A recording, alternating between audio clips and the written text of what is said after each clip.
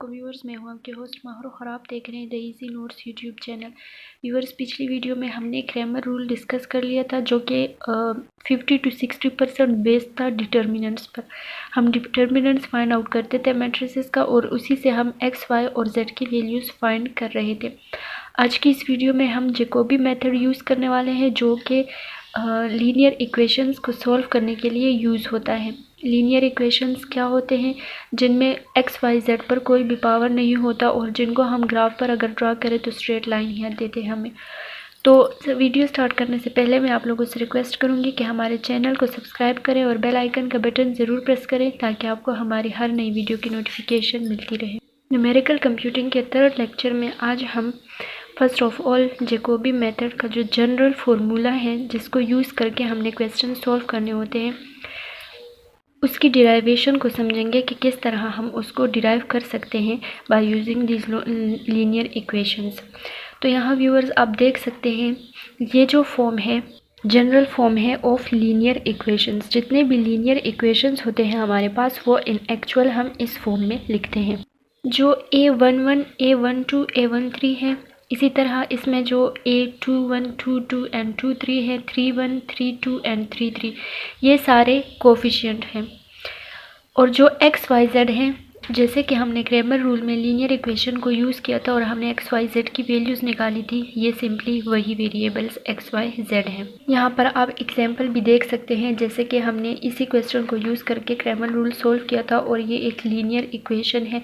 तो इसका general form अगर आप इससे मैच करें तो एग्जैक्टली ये यही चीज़ है। A11 का मतलब होता है जो फर्स्ट कोफिशिएंट है और फर्स्ट वाला वन जो है वो रो को शो करता है और सेकंड वाला वन जो है वो कॉलम को। मतलब ये हुआ कि first coefficient of first row and first column ये फर्स्ट रो में एग्जिस्ट कर रहा है और इसी तरह फर्स्ट कॉलम में एग्जिस्ट कर रहा है। इसी तरह A12 जो है, सपोज़ यहाँ पर जो 2 है ये इसको शो कर रहा है। अब 1 का मतलब ये हुआ कि फर्स्ट रो, क्योंकि ये फर्स्ट रो में ही एग्जिस्ट कर रहा है, और 2 का मतलब हुआ सेकेंड कॉलम। इसी तरह 1 and 3 first row third column में है, इसीलिए 2 1 2 का मतलब है सेकेंड रो एंड 1 का मतलब है first column. 2 2 second row second column, second row third column. इसी तरह 3 की अब हम बात करते हैं तो third row and first column. Third row क्योंकि ये थर्ड रो में है एंड सेकेंड कॉलम और सेकेंड कॉलम है, थर्ड रो थर्ड कॉलम। तो जो लीनियर इक्वेशंस होते हैं उनका जनरल फॉर्म इस तरह से होता है। D1, D2 एंड D3 वो यहाँ पर है 2, 4 एंड 0। तो जितने भी लीनियर इक्वेशंस होते हैं उनको हम जनरली इस फॉर्म में रिप्रेजेंट करते हैं, या फिर आप इसको इस तरह से भी लिख सकते हैं। इन दोनों इक्वेशंस में कोई भी फ़र्क नहीं है, यहाँ बस सिर्फ ये हुआ है कि यहाँ मैंने एक्स वाई और जेड यूज़ किए हुए हैं और यहाँ पर x1, x2 and x3 use हुए हैं, जिसका मतलब वही हुआ एक्स वाई एंड जेड। तो जैकोबी मेथड में हमें इस टाइप का इस फॉर्म में क्वेश्चन दिया होगा, मतलब एक लीनियर इक्वेशन दी होगी। सपोज़ आप इसी को एग्जांपल के तौर पर लें, इस तरह का हमें एक क्वेश्चन दिया होगा। उसके बाद हमने फर्स्ट स्टेप में क्या करना है, जैसे कि हम ग्रामर रूल में करते थे, हमने कोफिशिएंट मैट्रिक्स उससे बनाना है। कोफिशिएंट मैट्रिक्स किस तरह बनाते हैं हम ग्रामर रूल में डिस्कस कर चुके हैं। जो यहाँ पर वैल्यूज़ होती है एक्स वाई और जेड के साथ जो इनकी कोफिशिएंट्स यूज़ हुए होते हैं, फॉर एग्जांपल 2 हो, 1 हो, 3 हो, 0 हो, उसी को चूज़ करके हम कोफिशिएंट मैट्रिक्स बनाएंगे। जैकोबी मेथड में हम फर्स्ट ऑफ ऑल अपने लिए एक कोफिशिएंट मैट्रिक्स तैयार करेंगे। उसके बाद सेकेंड स्टेप में हमने क्या करना होता है, सेकेंड स्टेप में हम चेक करेंगे कि जो हमारा कोफिशिएंट मैट्रिक्स है वो डायगनली डोमिनेंट है या नहीं। डायगनली डोमिनेंट का मतलब ये है कि जितनी भी डायगनली जो कोफिशिएंट यूज़ हुए हैं इस मैट्रिक्स में, इनको हम चेक करेंगे कि जो फर्स्ट वाला कोफिशिएंट है वो इन दोनों को ऐड करेंगे हम और चेक करेंगे कि इनसे ग्रेटर है या नहीं। इनको ऐड करने के बाद इनकी वैल्यू कहीं इससे ग्रेटर तो नहीं है। हमेशा जो डायगोनल में जो कोफिशिएंट है उसकी वैल्यू ग्रेटर होनी चाहिए जो बाकी दो कोफिशिएंट होते हैं कॉलम में उनसे। ये जैकोबी मेथड का बहुत ही बेसिक रूल है, क्योंकि अगर जो कोफिशिएंट मैट्रिक्स होगा वो डायगनली डोमिनेंट नहीं होगा तो हम जैकोबी मेथड सॉल्व नहीं कर पाएंगे। तो यहाँ पर है डायगनली डोमिनेंट की चेकिंग के लिए हम क्या करेंगे, हम फर्स्ट डायगनल में जो फर्स्ट एलिमेंट है A11 हम उसको लेंगे और हम चेक करेंगे कि वो ग्रेटर एंड इक्वल है A12 प्लस A13। इन दोनों को ऐड करके जो वैल्यू आएगी वो इससे स्मॉलर है या इसके इक्वल होनी चाहिए। अगर इनको ऐड करके जो वैल्यू आएगी वो इससे ग्रेटर हुई तो हम कहेंगे कि इसका सलूशन एग्जिस्ट नहीं करता, हम इसको थ्रू जैकोबी मेथड सॉल्व नहीं कर सकते। इसी तरह हम सेकेंड जो एलिमेंट है डायगोनल में A22 उसको भी चेक करेंगे। हम इन दोनों को ऐड करेंगे, A21 को A23 को, और फिर हम उसको इसकी वैल्यू से कंपेयर करेंगे और ये वैल्यू मस्ट ग्रेटर होनी चाहिए इन दोनों की एडिशन से या फिर इक्वल होनी चाहिए। इसी तरह हम थर्ड को चेक करते हैं। थर्ड में जो डायगोनल में थर्ड एलिमेंट है A33 हम उसको लेंगे, वो मस्ट ग्रेटर होनी चाहिए या इक्वल होनी चाहिए इन दोनों के एडिशन की वैल्यू। सपोज़ हमारे पास ये एक इसी क्वेश्चन को यूज़ करके हमने कोफिशिएंट मैट्रिक्स बना लिया है। अब हम यहाँ चेकिंग करेंगे कि ये मैट्रिक्स जो है ये डायगनली डोमिनेंट है या नहीं। तो किस तरह हम चेक करेंगे, डायगोनल में जो फर्स्ट एलिमेंट है 1, हमने इसको देखा ये 1 है। अब यहाँ पर जो दो बाकी कोफिशिएंट है 2 एंड 1, इसको हम प्लस करेंगे तो 2 + 1 हमारे पास आएगा, दैट इज़ 3।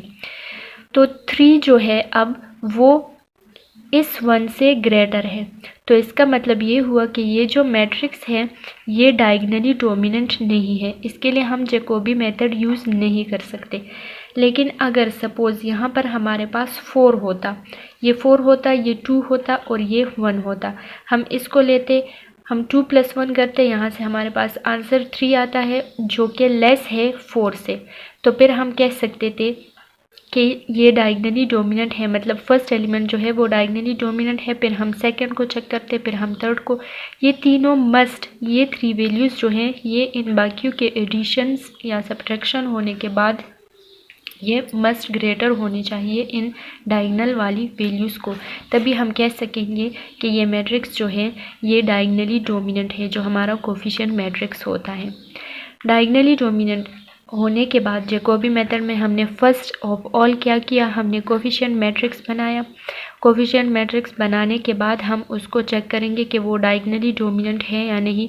उसके जो डायगनल में वैल्यूज़ हैं वो बाकी को ऐड या उन पर ऑपरेशन करने के बाद इनकी वैल्यूज़ ग्रेटर रहती हैं या नहीं।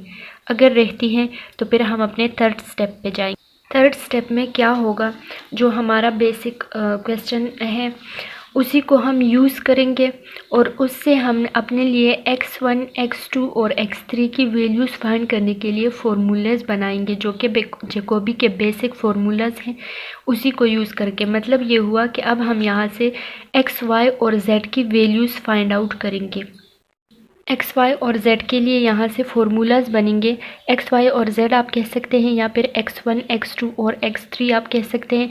चूँकि लीनियर इक्वेशंस को सॉल्व करने के लिए हमने क्या करना होता है, जिस तरह हम क्रैमर रूल में एक्स, वाई और जेड की वैल्यूज़ निकालते थे और उसके लिए बेसिक फार्मूलाज यही थे कि हम यहाँ से डिवीज़न करते थे, हम डिटर्मिनेंट वगैरह फाइंड आउट करते थे। इसी तरह अब फॉर एग्जांपल x के लिए ये बेसिक फार्मूला था, इसी को यूज़ करके हम x की वैल्यू निकालते थे।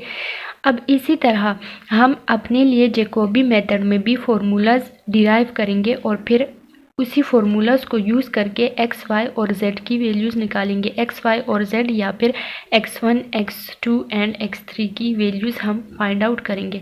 तो इस तरह के फार्मूलाज क्रिएट करने के लिए जिसको हम जैकोबी मेथड में यूज़ करेंगे वो हम किस तरह डिराइव कर सकते हैं। जो हमारा इक्वेशन है बेसिक, जो क्वेश्चन टाइप है, जिस टाइप में हमें वो लीनियर इक्वेशन दिया गया होगा उसी को यूज़ करके हम अपने लिए फार्मूलाज निकालेंगे और उन्हीं फार्मूलाज को यूज़ करके फिर हम वैल्यूज़ कैलकुलेट करेंगे। तो फार्मूलाज निकालने के लिए सपोज़ अब हम पहले x1 के लिए फ़ॉर्मूला बनाते हैं। तो x1 के लिए फ़ॉर्मूला बनाने के लिए हम क्या करेंगे, हमने यहाँ लिखा x1, ये x1 हमने यहाँ से लिया, बाकी यहाँ का जितना भी पार्ट है वो हम इक्वल के उस साइड कन्वर्ट कर देंगे। कन्वर्जन के बाद क्या होगा, यहाँ पर प्लस है a12 एंड x2, ये यहाँ पर आएगा तो ये माइनस में कन्वर्ट हो जाएगा, d1 minus x12 and x2 इस तरह से। इसी तरह ये जो पार्ट है ये भी इक्वल के उस तरफ जाएगा, यहाँ ऐड हो रहा है इक्वल के उस साइड जाएगा तो माइनस होगा, सब्ट्रैक्ट होगा, तो यहाँ से हमने सब्ट्रैक्शन में ये कन्वर्ट कर दिया है। तो ये भी इक्वल के उस साइड गया, ये भी इक्वल के उस साइड गया। चूँकि हमने x1 की वैल्यू निकालनी है, x1 के साथ अब यहाँ क्या रहता है a11 इसके साथ इन एडिशन है, तो ये a11 को भी हम उस तरफ कन्वर्ट करेंगे, इक्वल के उस तरफ हम कन्वर्ट करेंगे तो ये डिवीजन में जाएगा। तो इसलिए x1 is equal to 1 divided by a1 d1 minus ये एलिमेंट एंड ये एलिमेंट, ये हमारे पास आई x1 की वैल्यू। इसी फॉर्मूला को यूज़ करके हम x1 की वैल्यू फाइंड करेंगे। इसी तरह अब हमें x2 की वैल्यू भी चाहिए, क्योंकि x1, x2 और x3 तीनों हमने फाइंड आउट करनी है। तो x2 की वैल्यू हम यहाँ से निकालेंगे। यहाँ से किस तरह निकालेंगे, हम लिखेंगे इसको x2 इज़ इक्वल टू, इसके साथ यहाँ पर जो कुछ भी है वो हम इक्वल के उस साइड कन्वर्ट करेंगे। इक्वल के उस साइड पहले से d2 मौजूद है, ये रहा। जब हम इसको इक्वल के उस साइड कन्वर्ट करेंगे तो इसका साइन चेंज हो जाएगा, तो ये हो जाएगा माइनस a21 एंड x1 इस तरह। और इसको भी हम इक्वल के उस साइड कन्वर्ट करेंगे तो इसका साइन भी चेंज हो जाएगा, ये हो जाएगा a23 एंड x3। अब ये भी इक्वल के उस साइड जा चुका है, ये भी इक्वल के उस साइड जा चुका है। x2 की वैल्यू हमने निकालनी है, x2 के साथ a22 रह गया है, ये यहाँ मल्टीप्लाई हो रहा है, इक्वल के उस साइड जाएगा तो ये डिवीजन में चला जाएगा, a22 इस तरह से। तो x2 के लिए भी हमारे पास फॉर्मूला आ गया है। अब हम x3 के लिए निकालेंगे, मतलब z के लिए। तो यहाँ पर हम लिखेंगे x3 is equal to, viewers याद रहे हमने x1 की वैल्यू यहाँ से ली, x2 की वैल्यू हमने यहाँ से ली, अब x3 कहाँ पर है, ये रहा। इस वाले पार्ट से अब हम x3 निकालेंगे। x3 निकालने के लिए हम सेम टू सेम वही करेंगे, जितना कुछ भी है वो इक्वल के उस साइड कन्वर्ट होगा। तो यहाँ पर ऑलरेडी d3 मौजूद है हमारे पास, इसको हम कन्वर्ट करेंगे तो ये माइनस में, इसका साइन जो होगा वो माइनस में कन्वर्ट हो जाएगा। a3 है एंड a31 है, x1 है। इसी तरह इसका साइन भी चेंज हो जाएगा, ये भी इक्वल के उस तरफ जाएगा, तो ये हो जाएगा माइनस a32 एंड x2। और अब a33 रह गया है, उसको हम यहाँ पर डिवीजन में लिख लेंगे। तो अब हमारे पास x1, x2 और x3 के लिए फार्मूलाज आ चुके हैं। इन्हीं फार्मूलों को यूज़ करके हम x1, x2 और x3 की वैल्यूज़ कैलकुलेट करेंगे। मगर जैकोबी मेथड में एक और पॉइंट ये है कि ये एक आइटरेटिव मेथड है। आइटरेटिव मेथड मतलब कि हम बार बार इन फार्मूलाज को यूज़ करेंगे, एक बार हम इसको यूज़ नहीं करेंगे। तो वो आइट्रेशन, वो रिपीटिशन लाने के लिए अब एक और काम हमने करना होगा कि हम इसको, जहाँ पर हमारे पास x1 है, चूँकि ये एक बार यूज़ नहीं होगा, बार बार यूज़ होता रहेगा, इसलिए फार्मूला बनाने के लिए हम इस x1 के ऊपर k+1 लिख लेंगे। और यहाँ पर जो x है, x2 एंड x3, इनके ऊपर हम लिख लेंगे k एंड k। इसी तरह x2 के ऊपर भी आएगा k+1, यहाँ पर होगा k एंड यहाँ पर भी होगा k। इसी तरह x3 के ऊपर आएगा k+1, यहाँ पर होगा k एंड यहाँ पर होगा k। हम डिफरेंट आइट्रेशंस यूज़ करेंगे, तो जो k की वैल्यू होगी वो किस तरह से चेंज होगी। फर्स्ट ऑफ ऑल ये 0 होगी, सेकेंड आइट्रेशन में ये 1 हो जाएगी, थर्ड में ये 2, फोर्थ में ये 3 एंड सो ऑन। तो व्यूअर्स, जिस तरह क्रैमर रूल में हमारे पास बेसिक फार्मूलाज थे वैल्यूज़ फाइंड करने के लिए, हम सारी की सारी जो वैल्यूज़ थी वो बेस थी on these formulas X Y और जेड की। इसी तरह जैकोबी मेथड में जो बेसिक फार्मूलाज हैं वो ये 3 हैं। मैं आपको ये डायरेक्टली भी बता सकती थी, लेकिन डिराइवेशन इसलिए समझाई ताकि आपको कोई कन्फ्यूजन ना रहे। जैकोबी मेथड में हम एक्स वाई और जेड की वैल्यूज़, अब इसको सपोज़ करें ये हमारे पास x1 है, ये x2 है, ये x3 है। इस बात से कंफ्यूज नहीं होना, हम x1 x2 x3 भी यूज़ कर सकते हैं या फिर हम x y z भी कह सकते हैं। तो जैकोबी मेथड में x y और z की वैल्यूज़ फाइंड करने के लिए हम ये फार्मूलाज यूज़ करेंगे। फर्स्ट ऑफ ऑल हमने क्या किया, फर्स्ट ऑफ ऑल हमने एक कोफिशिएंट मैट्रिक्स बनाया, फिर हमने चेक किया कि वो डायगोनली डोमिनेंट है या नहीं। फिर हमने अपने लिए फार्मूलाज डिराइव किए जिनको यूज़ करके अब हम आइट्रेटिव मेथड्स या आइट्रेटिव वे में अपना क्वेश्चन सॉल्व करेंगे। तो जैकोबी मेथड्स के लिए बेसिक फार्मूलाज यही हैं। x1 raise to power k + 1 is equal to 1/a11 d1 minus a12 x2 minus a13 x3 and same to same x2 के लिए या एंड x3 के लिए। इस x1 को आप कह सकते हैं x, इसको आप कह सकते हैं y एंड इसको आप कह सकते हैं z। चूँकि ये आइट्रेटिव मेथड है इसलिए हम यहाँ k भी यूज़ करेंगे, k + 1, और यहाँ पर जहाँ भी x होगा वहाँ पर आप सिर्फ k लिखेंगे। सेम टू सेम यहाँ पर भी एंड यहाँ पर भी। क्वेश्चन सॉल्व करने के लिए बस आपको सिर्फ और सिर्फ इन्हीं फार्मूलाज की ज़रूरत होगी। हम इसी लेक्चर के सेकंड पार्ट में एक क्वेश्चन को इस मेथड से सॉल्व करेंगे।